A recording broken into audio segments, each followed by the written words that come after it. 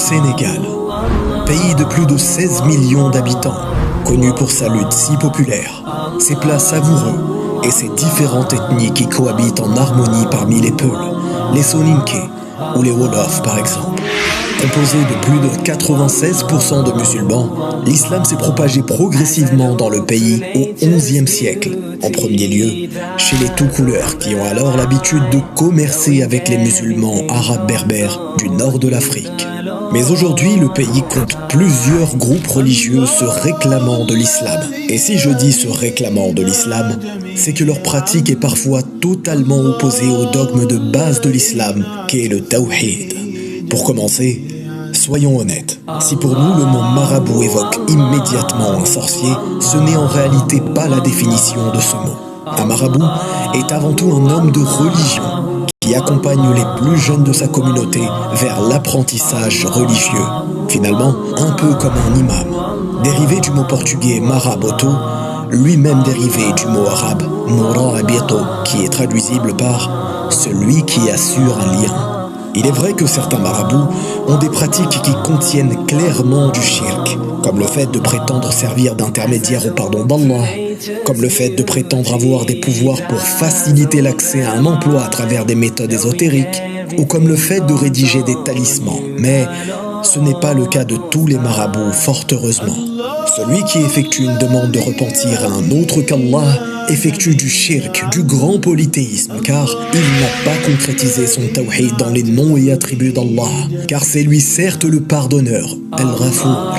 Et il n'a pas concrétisé son tawhid dans l'adoration, car certes la demande de repentir renferme une dua, invocation, et c'est un acte d'adoration à part entière. Et la meilleure des preuves religieuses de ceci est le verset 5 de la sourate Al-Fatiha, dans laquelle nous disons quotidiennement « C'est toi seul que nous adorons, et c'est toi seul dont nous implorons le secours. » Al-Isti'ana. Fort heureusement, la jeunesse sénégalaise s'éloigne de plus en plus de ces pratiques héritées traditionnellement. Mais il est important de savoir une chose. Les Sénégalais ont un tel respect envers leurs parents et des valeurs familiales tellement fortes qu'il leur est parfois difficile de montrer leur désapprobation de ces pratiques au grand jour. Beaucoup de parents, eux aussi, ont la conviction que ces pratiques sont totalement interdites en islam. Mais malgré tout, ils demandent à leurs enfants de s'y conformer pour ne pas perdre la face devant leur quartier, leur village ou leur famille.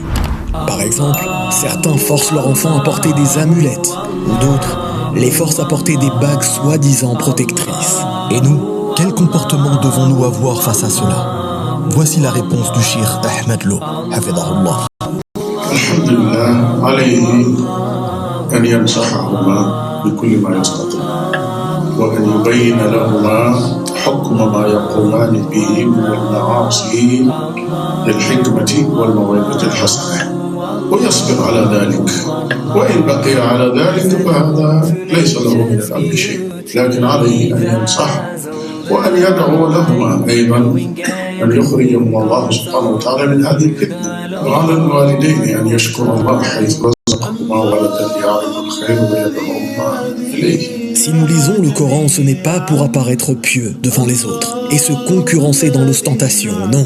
C'est pour le méditer en tirant des enseignements. Allah nous informe dans la sourate Luqman au verset 21. Et quand on leur dit « Suivez ce qu'Allah a fait descendre », ils disent « Nous suivons plutôt ce sur quoi nous avons trouvé nos ancêtres. » Et ce donc même si le diable les appelait au châtiment de la fournaise. En lisant cette parole d'Allah, nous sommes alors convaincus que dans les anciennes générations, des personnes refusaient d'abandonner la pratique de leurs ancêtres, tout comme aujourd'hui. Il est alors de notre devoir de ne pas reproduire ce comportement, tout en étant musulmans. D'ailleurs, de nombreux polythéistes à l'époque de la révélation méprisaient le prophète sallallahu alayhi wa sallam, mais croyaient en Allah et reconnaissaient qu'il était le seul créateur. Mais en même temps, ils ne voulaient pas abandonner leurs idoles, à qui ils faisaient des invocations pour obtenir des bienfaits. À leur sujet, Allah nous informe dans la sourate Les Araignées au verset 61 « Si tu leur demandes qui a créé les cieux et la terre et assujetti le soleil et la lune, ils diront très certainement « Allah ». Comment se fait-il qu'ensuite ils se détournent du droit chemin? Il est aussi important de parler des innovations religieuses, c'est-à-dire des pratiques religieuses que le prophète sallallahu alayhi wa sallam n'a jamais effectuées. Je peux citer par exemple la confrérie Tijaniya qui demande aux pèlerins de leur groupe qui partent au Hajj d'ajouter et d'effectuer des rites inconnus à ceux pratiqués par le prophète sallallahu alayhi wa sallam, comme le fait d'aller visiter certaines tombes ou autres. Mais bien entendu, face à la tradition, beaucoup de personnes n'arrivent pas à se défaire des actes d'innovation et de polythéisme. Pour finir, il est important de préciser que ces mots ne concernent pas tous les Sénégalais, bien au contraire.